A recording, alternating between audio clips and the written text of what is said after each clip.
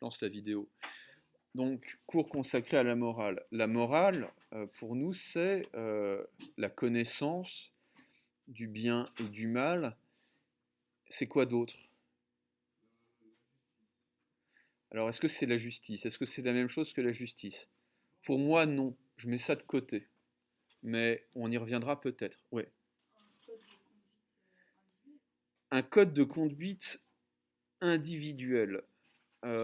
Effectivement, la morale nous renvoie à notre conscience individuelle du bien et du mal. Et c'est effectivement aussi une doctrine qui nous enseigne comment agir, quoi faire. Euh, D'où vient notre connaissance du bien et du mal? Qu'est-ce qui nous dit ce qu'est le bien et le mal? Alors, première hypothèse, effectivement, l'éducation. On nous enseigne quand nous sommes enfants ce que c'est que le bien, ce que c'est que le mal, euh, en nous racontant des histoires, des contes de fées, en nous punissant, en nous montrant qui sont les méchants et les gentils dans les films, dans les dessins animés. Toute notre éducation est orientée par des valeurs morales. Ok. Euh, Qu'est-ce qui peut nous enseigner ce que c'est que le bien et le mal, par ailleurs, en dehors de l'éducation?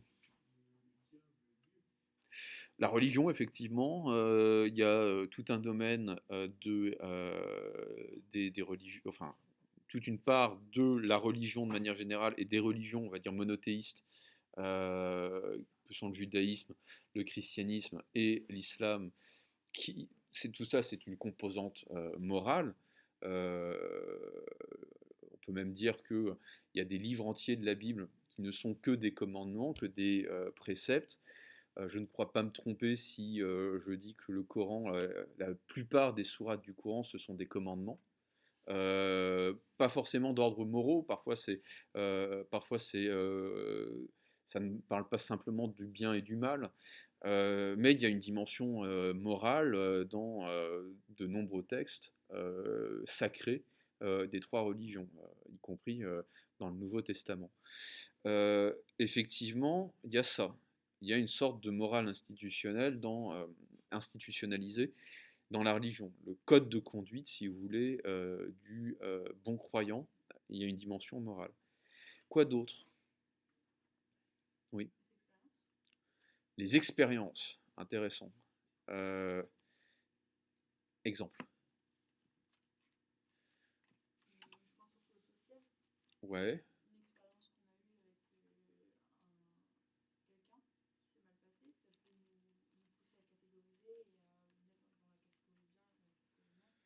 Alors, oui, on pourrait dire ça. On pourrait penser que les êtres humains vont accumuler génération après génération. D'une certaine manière, c'est une forme d'éducation transgénérationnelle. Vont accumuler des expériences qui vont les conduire à déterminer des normes du bien et du mal. On peut penser par exemple à la manière dont la justice va partir de l'expérience de la vengeance pour justement réduire de plus en plus la part vengeresse, la part vindicative dans le jugement. Euh, Avant,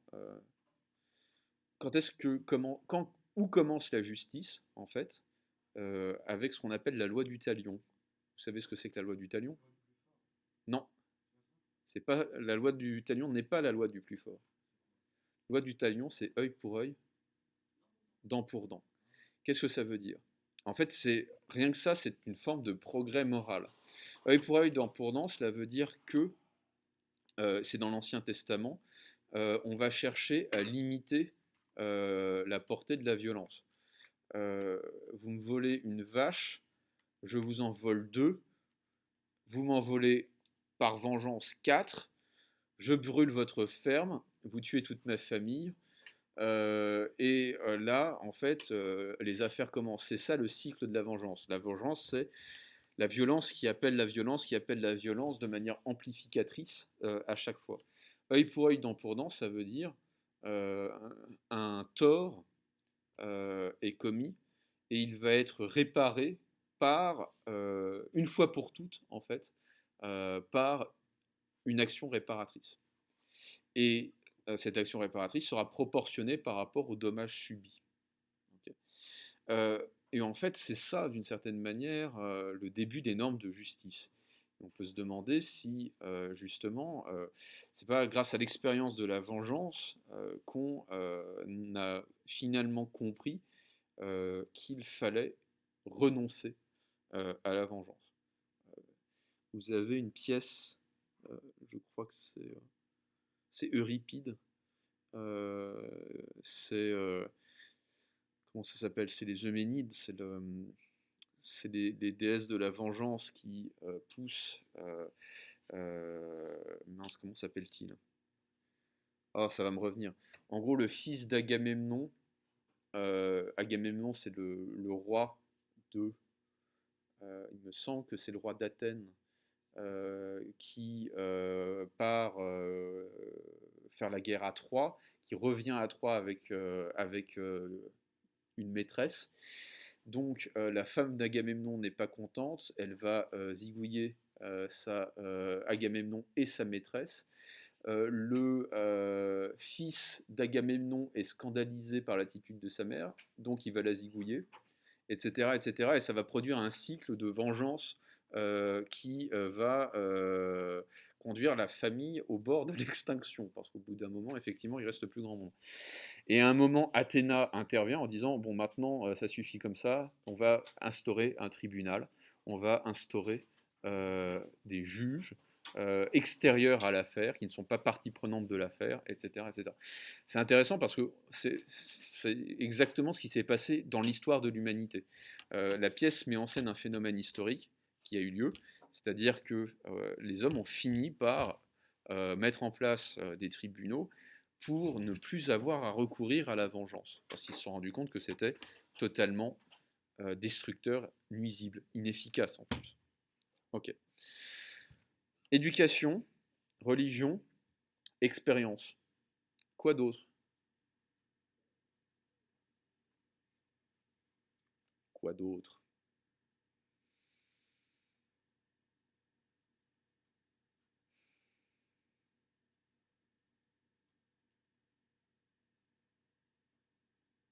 On va parler du... tiens, on n'a qu'à prendre le crime le plus repoussant selon les critères moraux de notre époque, la pédophilie, le viol pédophile. Ok. Pourquoi c'est mal?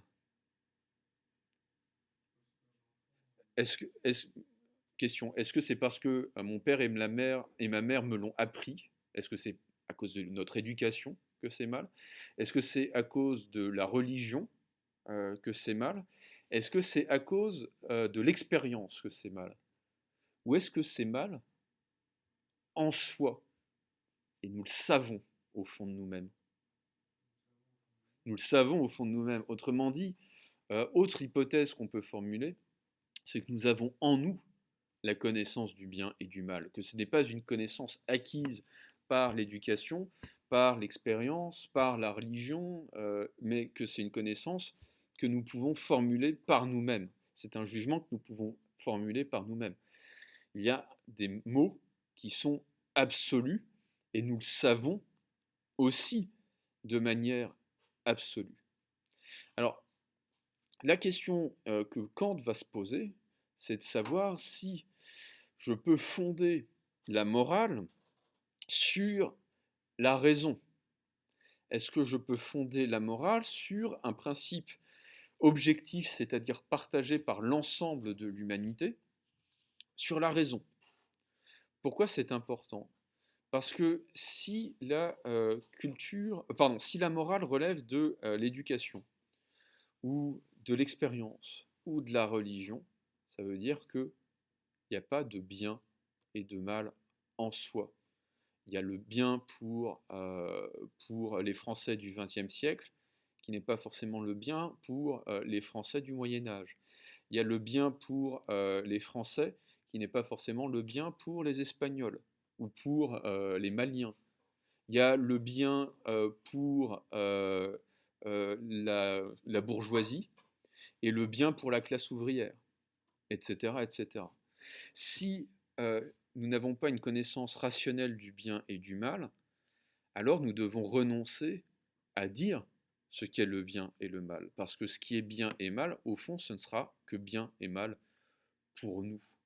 Nous qui appartenons à telle catégorie de la société, à tel peuple, à telle époque de notre histoire. Okay. Et donc, grande question, comment savoir si, par exemple, il ne faut pas mentir? Comment savoir si c'est un ordre, un commandement qui peut être rationnel ou si c'est simplement quelque chose que ma mère m'a appris quand j'étais petit? Pourquoi est-ce que c'est mal de mentir? Pourquoi est-ce que ça serait mal de mentir? Pourquoi est-ce que ce serait mal, pour reprendre la formule que Kant va prendre dans le texte, de faire de fausses promesses? Okay. C'est pas évident. On peut très bien dire que c'est mal parce que nos parents nous ont appris que c'était mal de mentir. On peut très bien dire que c'est parce qu'on a eu des expériences déplaisantes lorsqu'on a été pris en flagrant délit de mensonge. On peut très bien dire que la religion nous enseigne qu'il faut dire la vérité. Mais pourquoi est-ce qu'il faudrait dire la vérité? Pourquoi ça ne serait pas mieux tout simplement de mentir? C'est une vraie question. Alors, on va lire ensemble un texte de Kant qui permet de répondre à cette question. Je le lis lentement, soyez très attentifs. Posons par exemple cette question.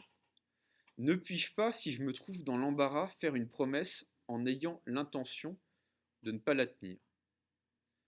Qu'est-ce que ça veut dire, ne puis-je pas faire une fausse promesse en ayant l'intention de ne pas la tenir? Qu'est-ce que ça veut dire? Allez, on se réveille. Ça veut dire quoi, ne puis-je pas? Non, non, mais qu'est-ce que ça veut dire concrètement? Ne puis-je pas faire une fausse promesse? Qu'est-ce que ça veut dire? Traduisez. Non, non. Reformulez la question. Hein? Oui, mais qu'est-ce que ça veut dire? Est-ce que je peux le faire? Non, je peux. Qu'est-ce que ça veut dire? Ah! Est-ce que je suis capable de faire une fausse promesse?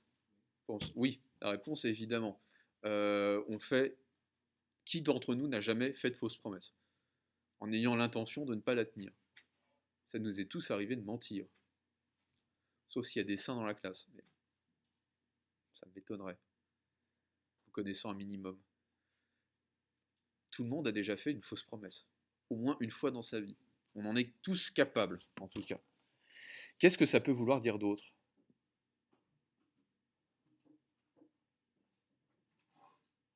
Puis-je faire une fausse promesse?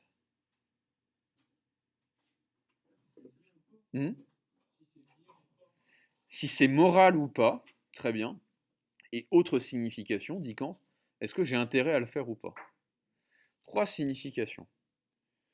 Est-ce que je suis capable de faire une fausse promesse? La réponse est oui. Il y a 2 autres sens sur lesquels Kant va vraiment se pencher. Est-ce que j'ai intérêt à faire une fausse promesse pour me sortir d'embarras?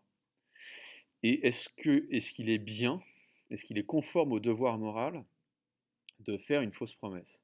Et Kant va dire la chose suivante, est-ce que c'est dans mon intérêt et est-ce que c'est bien? Ce sont 2 questions qui n'ont strictement rien à voir. Ce sont 2 questions totalement différentes. Il va commencer par la question de l'intérêt. Ai-je intérêt à faire de fausses promesses pour me sortir d'embarras? À votre avis, oui ou non?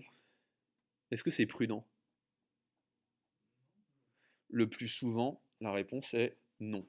Okay. Autrement dit, j'ai un intérêt social à ne pas faire de fausses promesses. Sans doute la considération de la prudence peut-elle fort souvent intervenir. Il faudrait examiner si de ce mensonge ne pourrait pas procéder pour moi dans le futur des ennuis bien plus graves que ne le sont ceux dont je me dégage aujourd'hui.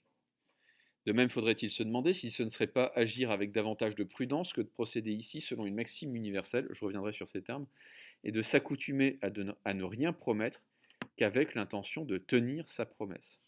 Alors, que nous dit Kant? Kant nous dit qu'il faudrait vraiment se demander si c'est bien prudent de mentir, puisque le plus souvent, le mensonge qui est découvert après coup a des conséquences bien pires, bien plus graves que le mensonge qui est avoué immédiatement. Ok. La fausse promesse qui est avouée immédiatement. Est-ce que, alors, je sais que j'ai des hobbies bizarres. Est-ce que vous connaissez un homme qui s'appelle Jean-Marc, il porte bien son nom, Roman, R-O-M-A-N. Jean-Marc Roman, c'est un des tueurs les plus célèbres. Il est encore vivant, hein, il est toujours vivant. Il doit avoir une soixantaine d'années maintenant, peut-être un peu plus. Un des tueurs les plus célèbres de l'histoire judiciaire française. C'est un homme euh, manifestement intelligent, promis à un brillant avenir, mais voilà. Je crois que c'est à Lyon. Il fait des études de médecine à la faculté de médecine. Il va rater sa deuxième année. Ok. Et au lieu de retenter sa deuxième année, que va-t-il faire? Il va aller directement au cours de troisième année. Personne ne va s'en apercevoir. Sauf que il va devenir passager clandestin, littéralement, dans tout son cursus de médecine. Il ne va pas pouvoir passer son doctorat en médecine, même si il va suivre des séminaires où il dit qu'il est en thèse de médecine. Il ne va pas pouvoir officiellement passer son internat, même s'il va traîner dans les hôpitaux où il va faire, je ne sais trop comment d'ailleurs, mais en gros il va devenir un imposteur, il va faire semblant d'être interne en médecine, il va faire croire à ses parents qu'il a réussi ses études de médecine, qu'il est médecin, il va rencontrer une femme, il va lui dire qu'il est médecin, euh, il va, euh, il va créer non pas un cabinet médical, mais en gros un bureau avec dans l'annuaire référencé médecin, mais il ne va pas mettre une plaque parce que il a peur d'une certaine manière d'être pris. Il va raconter à tout le monde qu'il est conseiller médical auprès, je crois, de l'annexe de l'ONU qui est à Genève, en Suisse. Il va avoir des enfants, il va entourlouper son monde,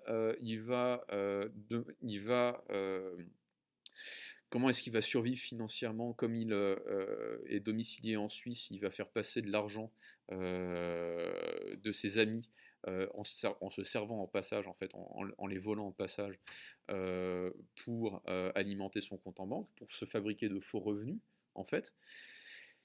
Et au bout d'un moment, il va être rattrapé par la réalité et il va zigouiller tout le monde.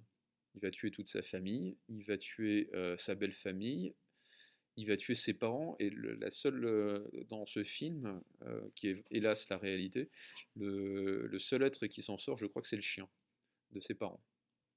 Il l'épargne. Voilà un homme qui, s'il avait confessé son mensonge tout de suite, c'est-à-dire retenté sa deuxième année au lieu de passer directement en troisième année, l'air de rien, bien probablement sa vie aurait été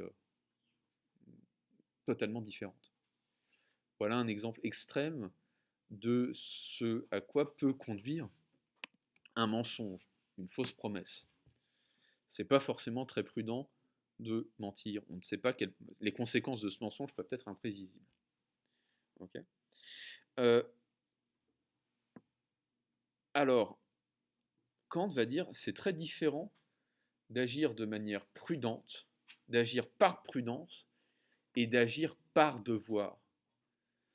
Quelle est la différence entre l'action par prudence et l'action par devoir sur le plan extérieur?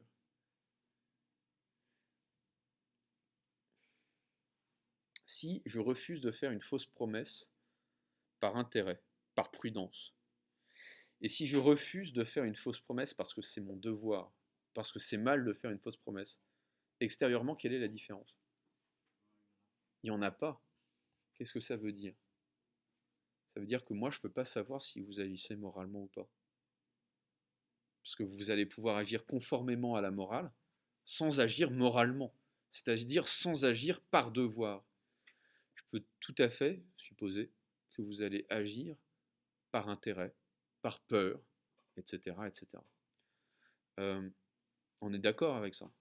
Il y a des gens qui marchent toute leur vie dans les clous, si vous voulez, qui laissent leur place à la personne âgée dans le bus, qui ne mentent jamais, travaillent, etc., etc. Mais qu'est-ce qui me dit qu'ils font ça par devoir? Si ça se trouve, ils font ça par intérêt. Ils se sont rendus compte que le business était meilleur quand on leur faisait confiance. Ils se sont rendus compte que les gens le regardaient avec gentillesse, les regardaient avec gentillesse quand ils étaient serviables, polis, amicaux. Il n'y a aucune différence entre quelqu'un qui se comporte par crainte, par intérêt, et quelqu'un qui se comporte par devoir. On est bien d'accord. Euh, alors j'ai un prof qui illustrait ça de la manière suivante. Qui a vu, lu ou entendu parler des Misérables, le roman de Victor Hugo? Oui, ok. Alors, il y a une scène qui est frappante au début du roman, c'est la scène où Jean Valjean, qui a été envoyé au bagne pour rien, c'est-à-dire qu'il a volé du pain pour nourrir sa famille. euh, Jean Valjean a été corrompu par le bagne, c'est devenu un criminel endurci en prison, hein. Euh, Quelque chose évidemment qui n'arrive plus dans nos magnifiques prisons françaises. Euh, il va s'évader du bagne et il va être recueilli un soir par un vieux prêtre qui le nourrit, qui lui donne de nouveaux vêtements et qui lui propose de dormir, hein, pas sur son canapé mais presque. Bref, il l'accueille, quoi. Il l'héberge.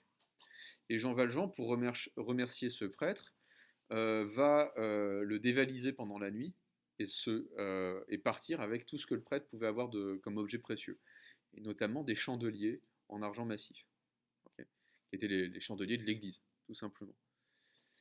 Sur la route, Jean Valjean se fait arrêter par des gendarmes, et les gendarmes le fouillent, ils reconnaissent les chandeliers de l'église, les chandeliers du prêtre, et comme ils ont reconnu les chandeliers, ils le ramènent au prêtre pour confronter Jean Valjean au prêtre. Et là, il y a quelque chose d'étonnant, si vous voulez. Moi, si on me volait quelque chose, je l'aurais assez mauvaise. Et le prêtre va dire la chose suivante au gendarme. Ah, mais c'est mon ami machin. Je lui avais donné les chandeliers pour lui, en fait, hein, comme un cadeau. Et j'avais aussi oublié de lui donner cette petite somme d'argent pour son voyage. Donc le prêtre, au lieu de balancer Jean Valjean aux gendarmes, euh, le prêtre va une nouvelle fois aider Jean Valjean. Et c'est en fait cette action de bonté pure, cette action de générosité pure qui va complètement bouleverser la vie de Jean Valjean. C'est l'exemple même d'un saint, S-A-I-N-T, dans un roman. C'est le type qui non seulement tend l'autre joue, mais aide celui qui l'a persécuté. Et c'est comme ça que, d'une certaine manière, le prêtre va convertir le cœur de Jean Valjean. J'avais un prof de philo en classe préparatoire euh, qui nous disait la chose suivante, mais si ça se trouve, le prêtre agit par intérêt.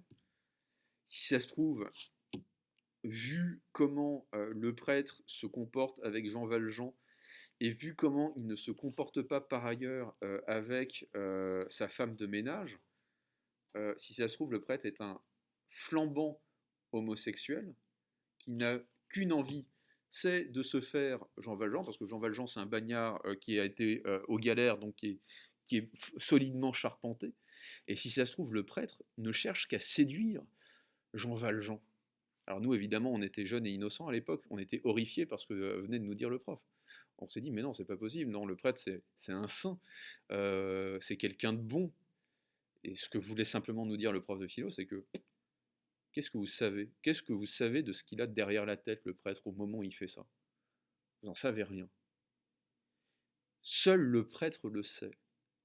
Seul ce personnage peut savoir s'il a agi moralement ou pas. Ou évidemment un narrateur omniscient. Mais dans la réalité, nous ne sommes pas omniscients. Je ne peux pas savoir si vous vous comportez moralement. Tout ce que je peux savoir, c'est si moi, je me comporte moralement ou pas. Ok? Donc, si ça se trouve, nous sommes entourés d'hypocrites, de gens qui agissent conformément à la morale, mais de manière totalement intéressée. Est-ce que ça va pour tout le monde? Petite synthèse.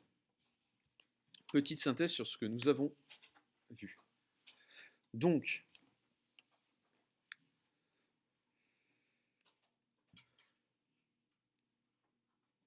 on peut se demander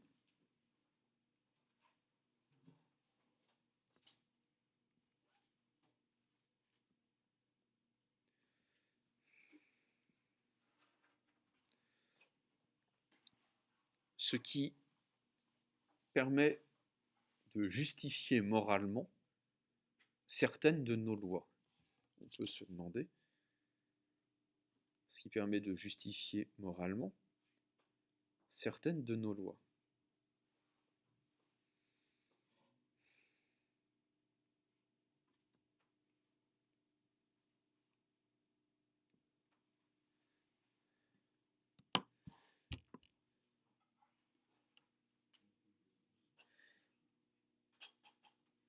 On doit même le faire.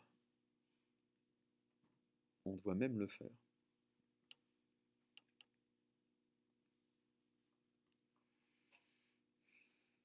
Pourquoi? Parce que si notre connaissance du bien et du mal, parce que si notre connaissance du bien et du mal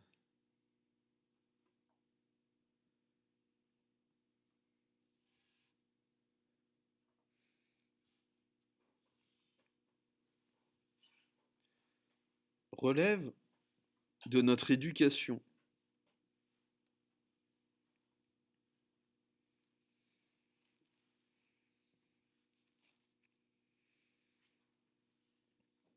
de notre religion,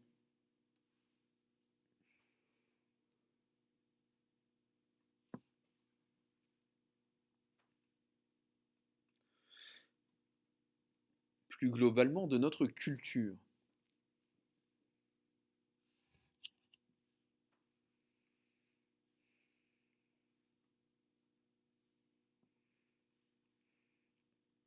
alors il n'existe pas de bien ni de mal en soi.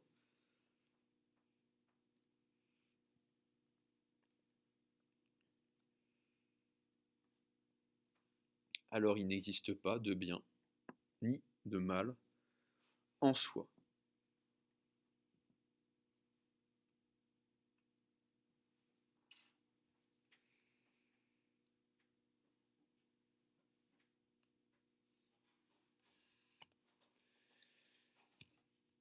Ce ne serait que des préjugés.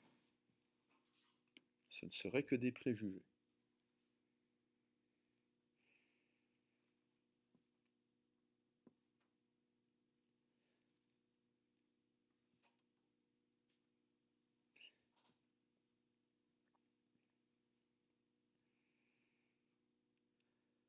Emmanuel Kant, K-A-N-T, c'est écrit au tableau, je crois.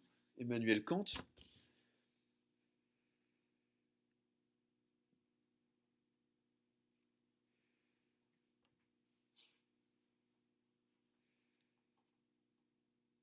va chercher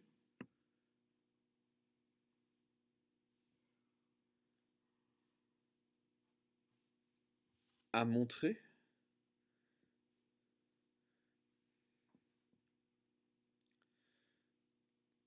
que la connaissance du bien et du mal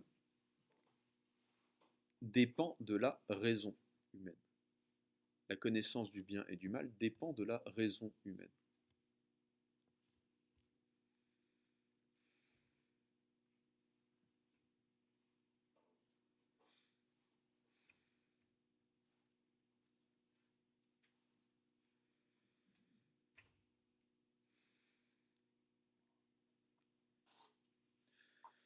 On nous a tous, normalement, on nous a tous appris qu'il était mal de faire une fausse promesse.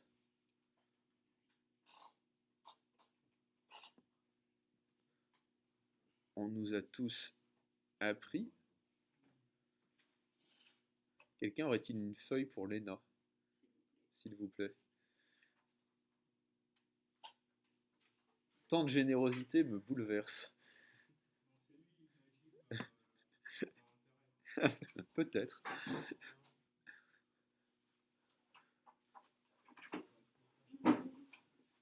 Mais si ça se trouve, par pure bonté. La galanterie, c'est de l'intérêt. Enfin, d'une certaine manière.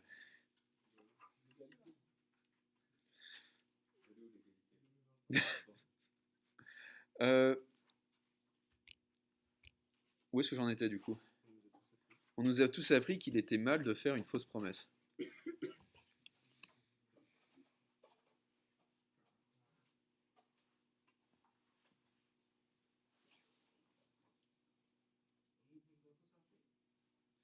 Qu'il était mal de faire de fausses promesses.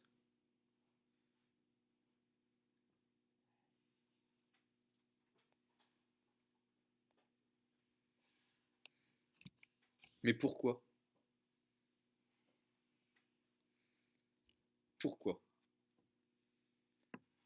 Pourquoi est-il mal de faire de fausses promesses?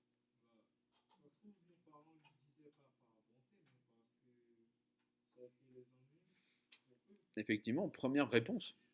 Première réponse. Pardon? Et alors? Les autres sont aussi décevants, hein. Chacun son tour. Il n'y a aucune raison de. Il y aurait peut-être aucune raison, une véritable raison de ne pas faire de fausses promesses. Si ça se trouve, on peut justifier rationnellement le fait de faire de fausses promesses. Premier élément de réponse chez Kant, on peut très bien considérer, on peut très bien considérer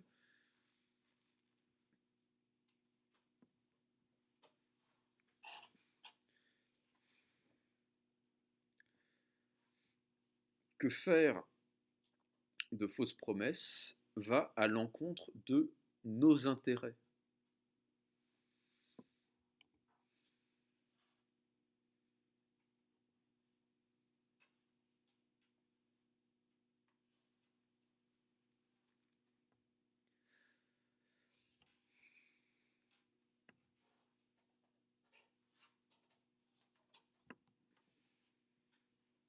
Nous avons intérêt à avoir l'air digne de confiance.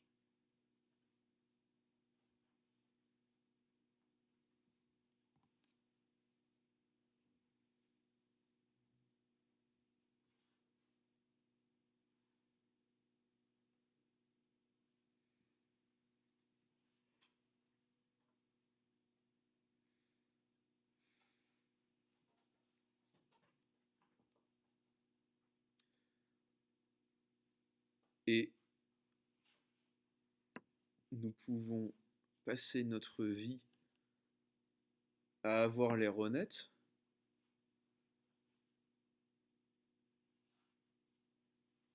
sans l'être sincèrement.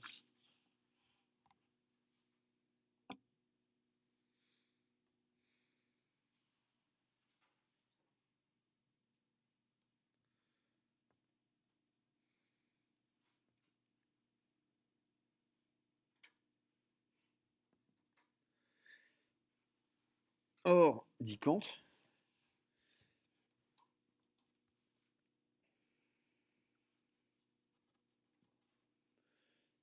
il est pourtant très différent, il est pourtant très différent d'agir par devoir et d'agir par intérêt. Il est très différent d'agir par devoir et d'agir par intérêt.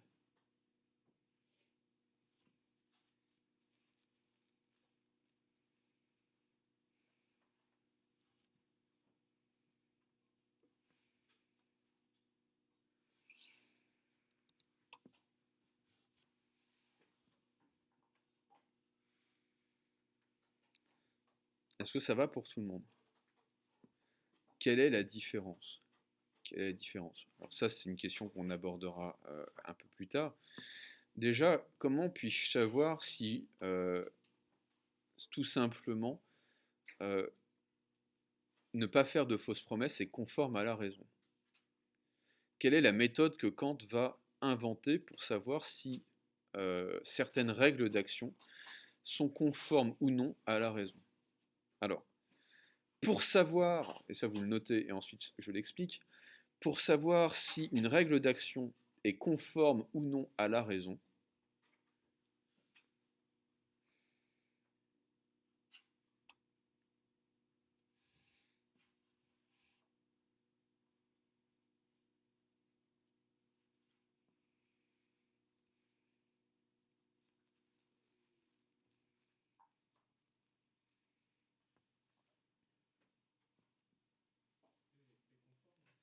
pour savoir si une règle d'action est conforme ou non à la raison, il suffit que je me demande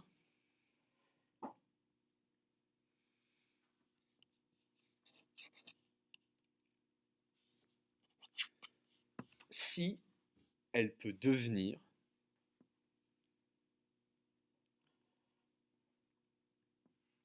une loi universelle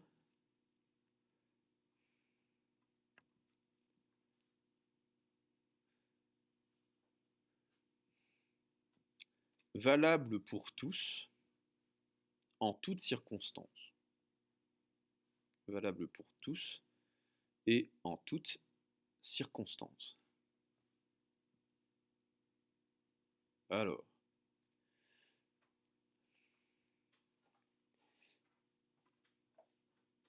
est-ce que je peux mentir? On l'a vu. La réponse est oui. Est-ce que je peux vouloir que tout le monde mente tout le temps, quelles que soient les circonstances? Est-ce que je peux me représenter un monde dans lequel tout le monde serait obligé de mentir, quelles que soient les circonstances? Tout le temps, tout le temps, tout le temps. Pourquoi je ne peux pas me le représenter? Non, c'est pas ça. C'est pas pour ça.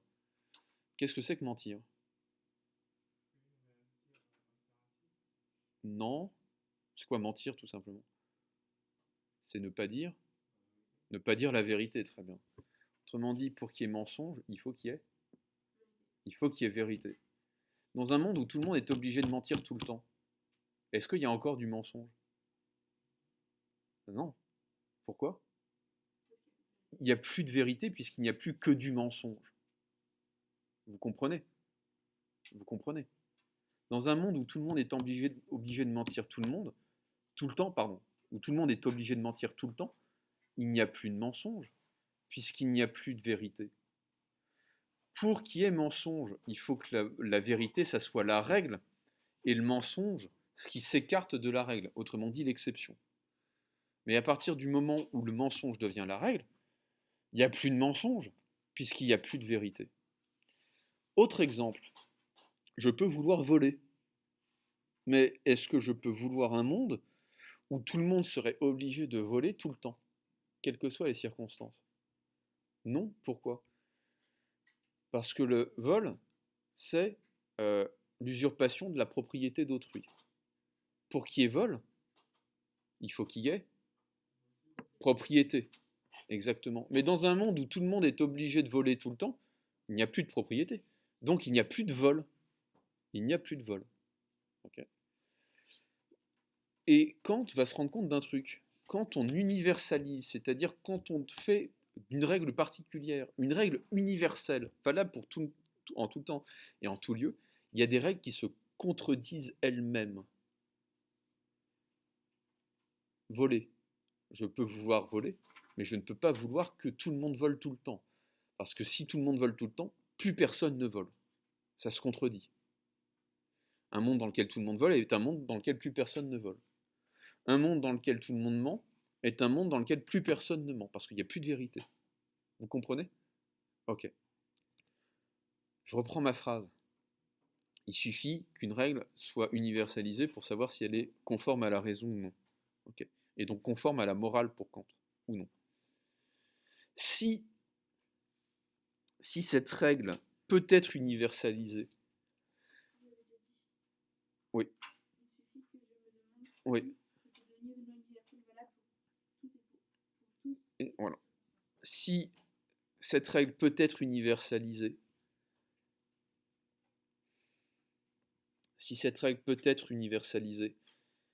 alors elle est conforme à la raison et morale.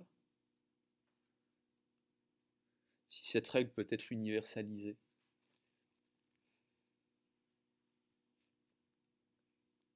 alors elle est conforme à la raison et elle est morale.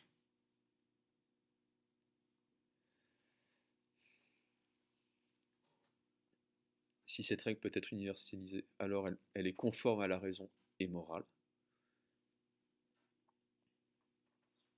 Si elle ne le peut pas, alors elle n'est pas conforme à la raison et elle n'est pas morale.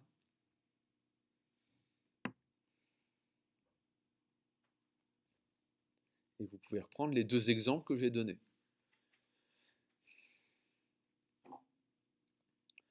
Je peux vouloir voler,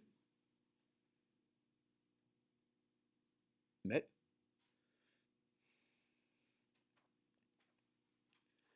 je ne peux pas vouloir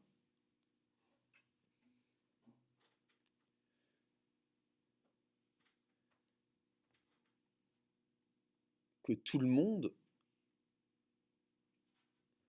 soit obligé de voler,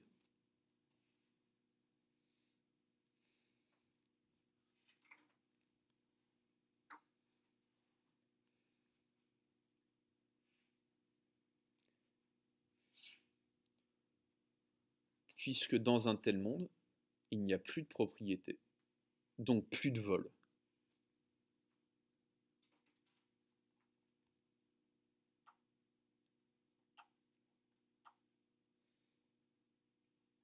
C'est purement logique.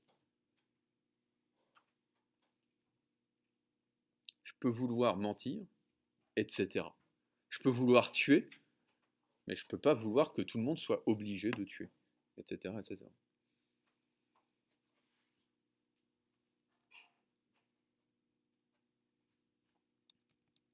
Et je peux reprendre l'exemple du viol. Je peux vouloir violer. Le viol, c'est un rapport sexuel sans consentement. Sans consentement. Et dans un monde où tout le monde serait obligé, imaginons ce truc absurde, un monde où tout le monde serait obligé de violer, bah, il n'y aurait plus de viol puisqu'il n'y aurait plus de consentement. La question du consentement ne se poserait même pas. Donc voilà, quand dit on prend des règles, on les universalise, on se demande si elles pourraient valoir en tout temps, en tout lieu, quelles que soient les circonstances. Si elles peuvent l'être, alors elles sont morales. Si elles ne peuvent pas l'être, alors elles ne sont pas morales. Okay. Est-ce que ça va pour tout le monde? Donc, pour Kant, on peut donc justifier rationnellement nos lois morales.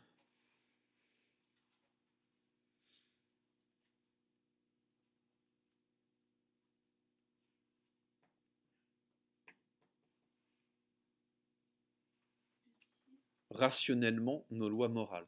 Et donc fonder objectivement le bien et le mal. C'est pas c'est bien pour moi et c'est pas bien pour toi. Il y a un bien qui existe en soi, moralement, rationnellement, pardon. Et il faut simplement faire usage de sa raison pour le découvrir. Alors, redites-le-moi s'il vous plaît. On peut justifier rationnellement nos lois morales. On peut justifier rationnellement nos lois morales.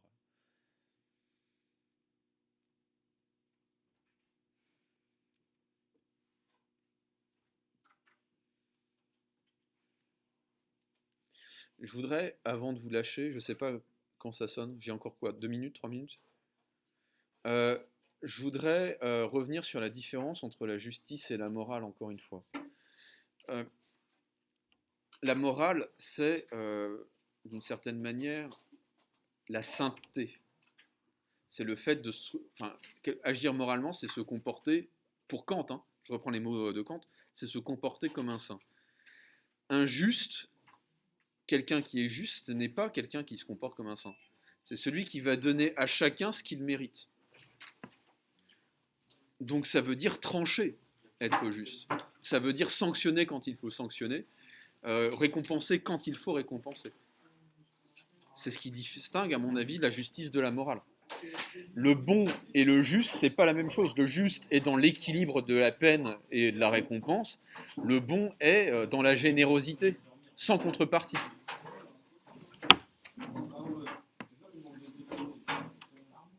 Peut-être vaut-il mieux être juste que bon. Je crois que c'est ma dernière heure. J'ai pas cours après, pour des raisons. Est-ce que vous pouvez mettre les chaises sur les tables, s'il vous plaît?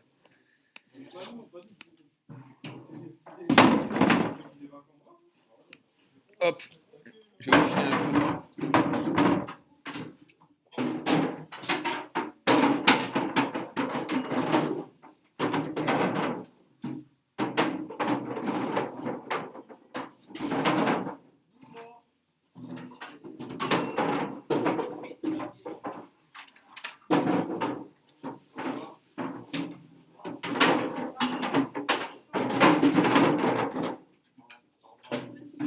Merci.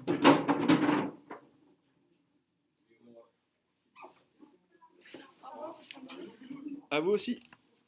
Hop. Au revoir. Ah zut, j'avais pas enregistré. Ah.